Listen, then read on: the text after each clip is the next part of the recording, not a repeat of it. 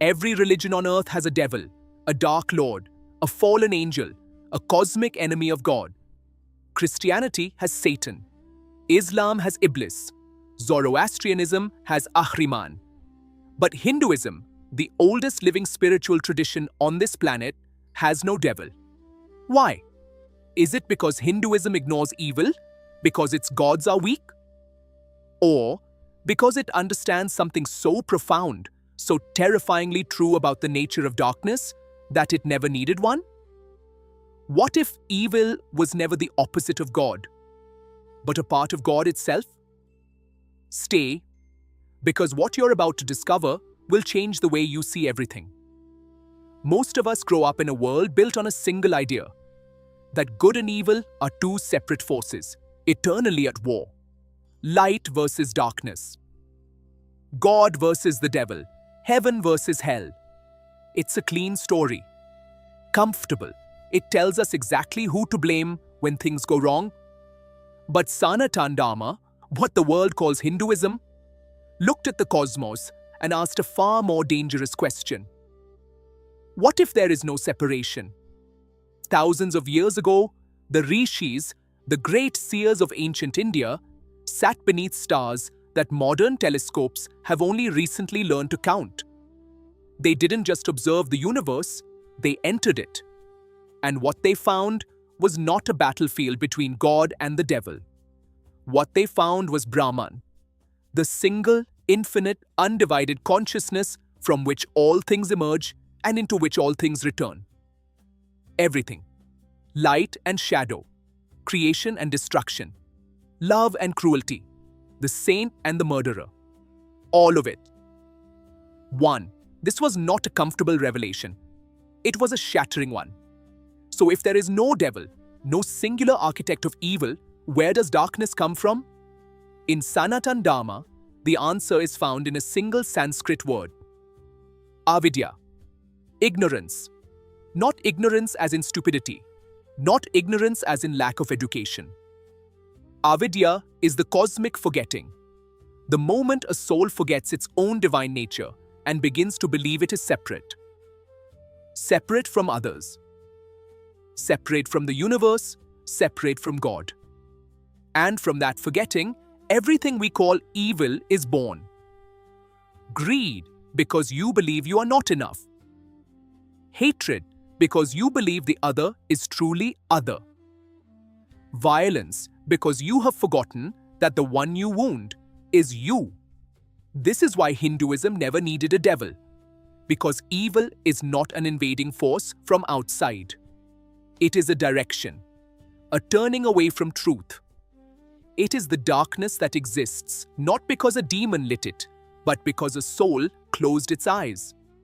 But here is where Sanatan Dharma becomes truly extraordinary. It doesn't just explain evil, it personifies it in the most breathtaking way imaginable. Look at the great demons of Hindu mythology, the Asuras. Ravana, the most brilliant scholar of his age, master of the Vedas, devotee of Shiva, and yet consumed by ego, by lust, by the belief that his intellect made him untouchable. Hiranyakashipu, a father so consumed by power and revenge that he tried to murder his own son for daring to love God. Mahishasura, a warrior of such immense strength that even the gods could not defeat him, whose arrogance became his blindness. Western eyes look at these figures and see villains. Hindu eyes see something far more terrifying and far more beautiful. They see mirrors. Every demon in Hindu mythology is a magnified reflection of something that lives inside every human soul. Ravana is your pride. Hiranyakashipu is your rage.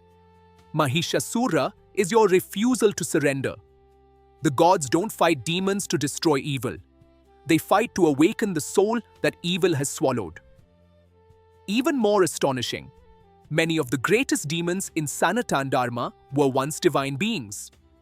They were devas, celestial beings of light, who, through desire or pride or a single fatal choice, fell into darkness. They were not created evil, they chose it, turn by turn. thought by thought, just like us. Here is the moment that stops most people cold.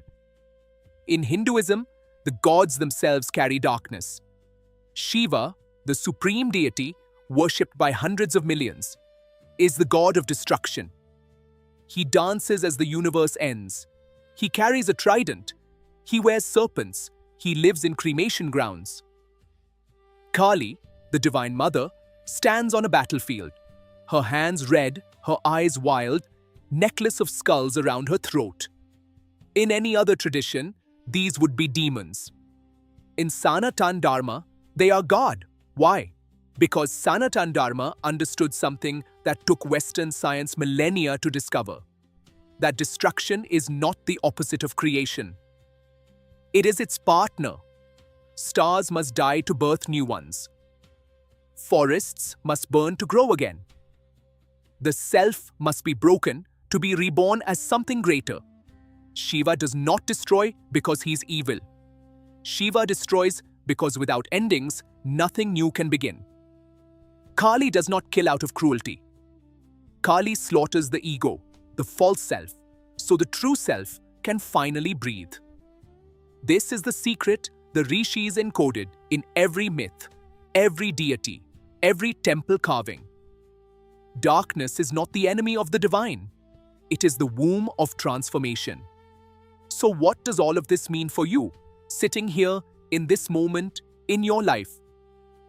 It means this: the darkness you carry, your fear, your shame, your anger, the parts of yourself you hide, they are not proof that you are broken. They are not evidence of a devil inside you. They are avidya. They are forgetting, and remembering is always possible.